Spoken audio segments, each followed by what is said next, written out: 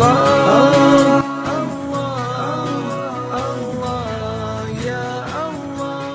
Assalamualaikum warahmatullahi wabarakatuh. Sahabat yang dirahmati oleh Allah Subhanahu wa taala, mengenai syarat-syarat salat, yakni sesuatu yang membuat sahnya salat dan tidak termasuk bagian dari salat.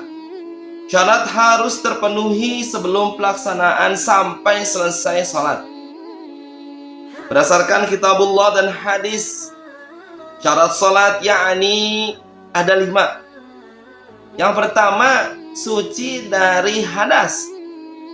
Dalam Al-Quran surah Al-Maidah ayat 6, Allah Subhanahu wa ta'ala berfirman, "Wahai orang-orang yang beriman, apabila kamu hendak mendirikan salat, maka basuhlah muka-mukamu dan tangan-tanganmu sampai siku, dan usaplah kepala-kepalamu, atau basuhlah kaki-kakimu sampai mata kaki." Dan dari hadis riwayat Imam 7 selain Imam Bukhari, dari Ibnu Abbas radhiyallahu anhu berkata bahwasanya Rasulullah Shallallahu Alaihi Wasallam bersabda, tidak akan diterima salat tanpa taharah, dan tidak diterima sedekah dari hasil khianat. Menurut para pakar bahasa, hadas yakni suatu kejadian atau peristiwa, sedangkan menurut istilah fuqaha, suatu akibat dari sebab-sebab tertentu.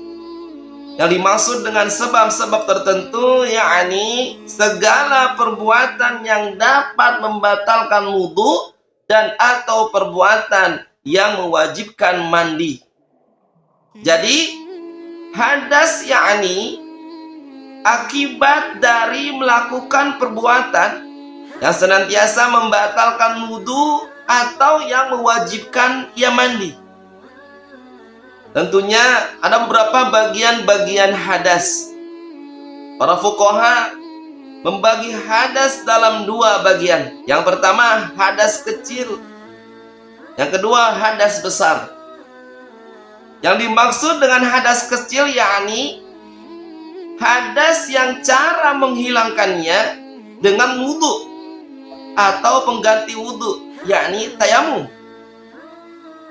Nah, pengertian wudu menurut para pakar bahasa, apabila dibaca dhammah wawunya adalah masdar atau sama dari tawaddu'a, yang berarti perbuatan wudu.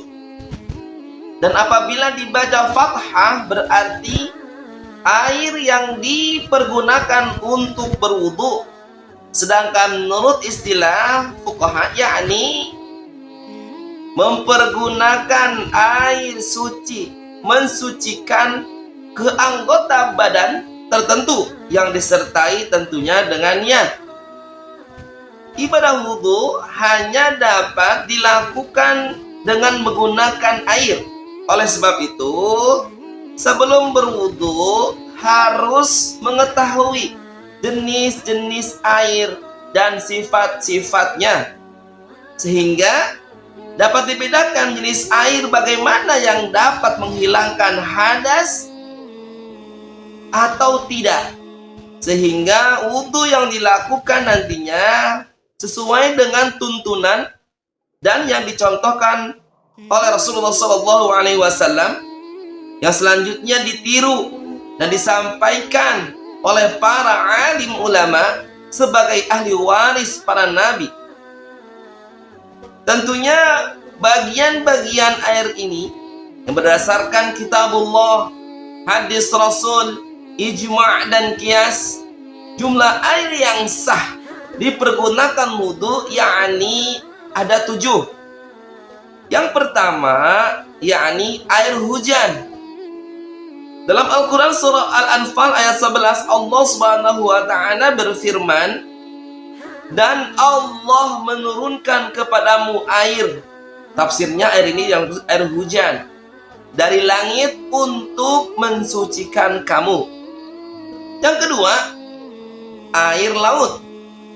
Sesuai yang diriwayatkan oleh Imam 7 selain Imam Muslim, dari Abi Hurairah radhiyallahu anhu berkata, seorang laki-laki datang kepada Rasulullah sallallahu alaihi wasallam, lalu ia bertanya, "Wahai Rasulullah, kami mengurangi lautan, kami mengarungi lautan, dan kami membawa sedikit air. Jika kami berwudu dengan air tersebut, maka kami akan kehausan. Bolehkah kami berwudu dengan air laut?" Beliau bersabda, air laut itu suci mensucikan, dan bangkainya pun halal.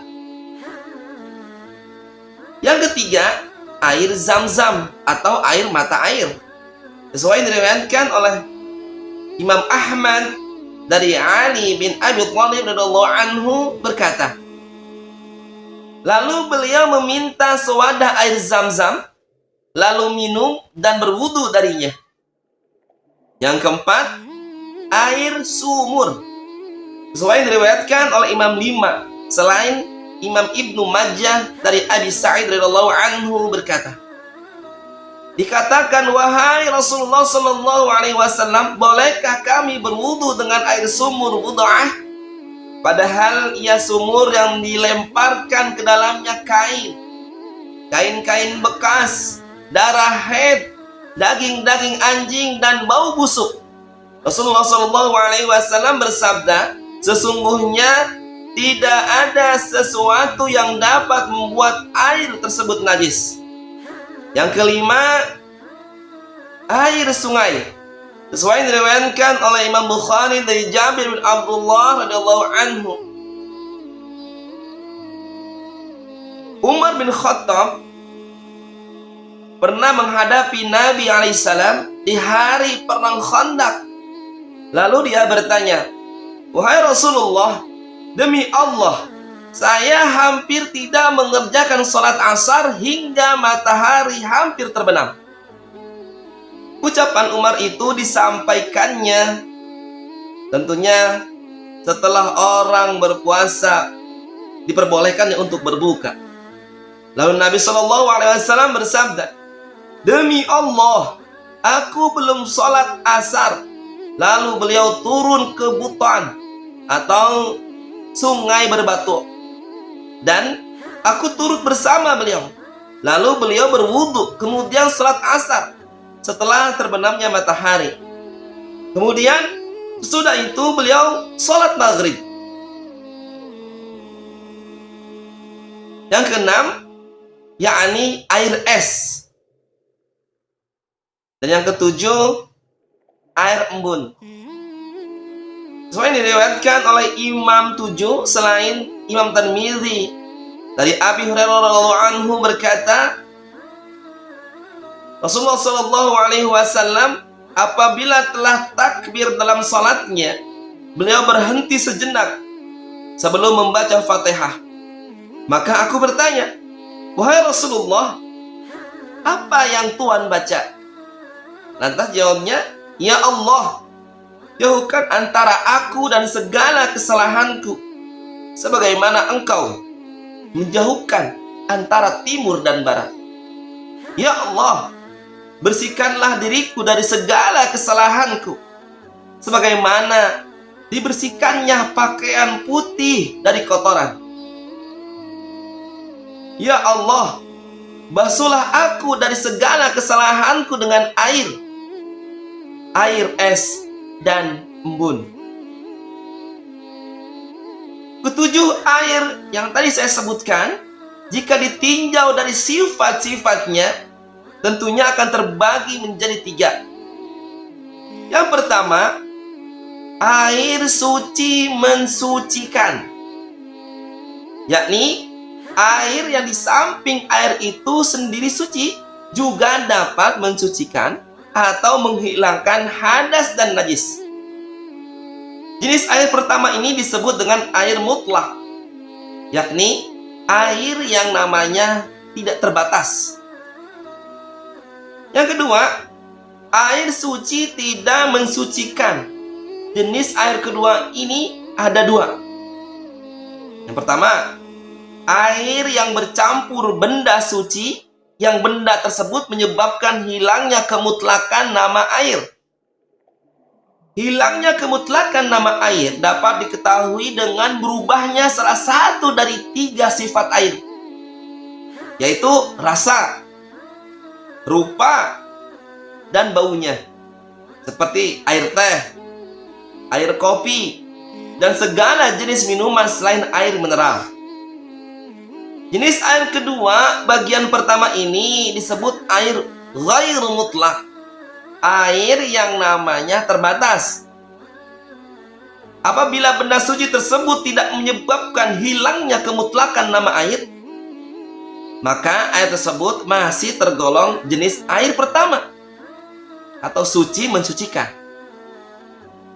Demikian juga halnya jika benda suci tersebut berupa benda cair yang tidak berbau, tidak pula berwarna seperti air mawar yang sudah tidak berbau, atau air musta'mal yang jumlahnya takarannya tidak lebih banyak, maka air yang tercampurnya masih tetap tergolong air mutlak.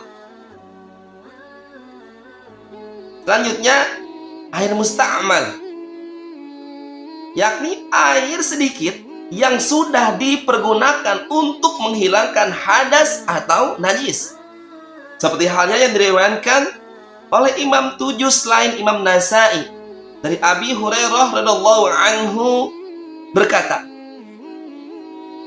bersabda Rasulullah sallallahu alaihi wasallam, janganlah seseorang dari kamu kencing di air yang tidak mengalir, kemudian berwudu darinya, dan janganlah ia mandi kemudian berwudu dari air janabah. Dan hadis riwayat Imam 5 dari Al-Hakim bin Amr Al-Ghifari radhiyallahu anhu berkata pula, Nabi Shallallahu alaihi wasallam melarang seorang laki-laki berwudu dengan air bekas, tentunya air bekas bersucinya wanita. Selanjutnya, air mutanajis. Yang ketiga, air mutanajis, yakni air yang kejatuhan benda najis, dan jika ditinjau dari ukurannya, air tersebut terbagi menjadi 2. Yang pertama, air sedikit, yakni air yang kurang dari kulah. Air banyak, yakni air yang mencapai 2 kulah. Ukuran 2 kulah menurut beberapa imam, yang pertama menurut Imam Nawawi 55,9 cm atau 174,480 liter. Yang kedua menurut Imam Rafa'i 56,1 cm 176,56 liter. Dan menurut literan Baghdad 62,4 cm atau 242,970 liter. Menurut Syekh Imam Nawawi 180 liter. Dan hukuman air sedikit dan air banyak, para ulama fuqaha dari kalangan mazhab Imam Asy-Syafi'i, Imam Hanafi, dan Imam Hambali berpendapat bahwa air sedikit apabila kejatuhan benda najis menjadi najis, sekalipun tidak membawa suatu perubahan pada salah satu dari 3 sifat air, seperti halnya yang diriwayatkan oleh Imam 7 dari Abi Hurairah radhiyallahu anhu berkata, bahwasanya Rasulullah Shallallahu alaihi wasallam bersabda, apabila seseorang dari kamu bangun tidur, maka jangan membenamkan tangannya ke dalam wadah sehingga ia mencucinya lebih dahulu, karena ia tidak mengetahui di mana tangannya bermalam. Dan hadis riwayat Imam 7 pula dari Abi Hurairah radhiyallahu anhu berkata, bahwasanya Rasulullah Shallallahu alaihi wasallam bersabda, apabila anjing menjilat air dalam wadah seseorang dari kamu, maka tumpahkanlah, kemudian mencucinya 7 kali. Dan apabila airnya banyak, selama najis tersebut tidak menyebabkan suatu perubahan ya, pada salah satu dari 3 sifat air tersebut, maka hukumnya tetap menjadi suci. Air banyak yang berubah karena najis bisa suci kembali apabila perubahannya telah hilang, baik hilang dengan sendirinya ataupun dengan menambahkan air lainnya ke dalamnya, sekalipun tambahannya air mutanajjis. Seperti halnya diriwayatkan oleh Imam 5 dari Ibnu Umar radhiyallahu anhu berkata, bahwasanya Rasulullah Shallallahu alaihi wasallam bersabda, apabila air itu mencapai 2 kula, maka ia tidak mengandung najis. Sesuai dalam riwayat lain, tidak najis. Abu Dawud meriwayatkan dari Qutaibah bin Sa'id radhiyallahu anhu berkata, aku bertanya kepada pengurus sumur ya, Bud'ah, tentang kedalaman sumur itu. Dia berkata, paling banyak air dalamnya mencapai tempat tubuhnya bulu antara pusar dan kemaluan. Lalu aku bertanya, apabila surut? Beliau berkata, di bawah kemaluan. Berkata Abu Daud, aku mengukur sumur Bud'ah dengan sorbanku. Aku mengulurkannya, kemudian mengukurnya dengan zira', dan ternyata lebarnya 6 zira'. Dan aku melihat kedalamannya, kedalaman air yang berubah warnanya. Wallahu a'lam bissawab.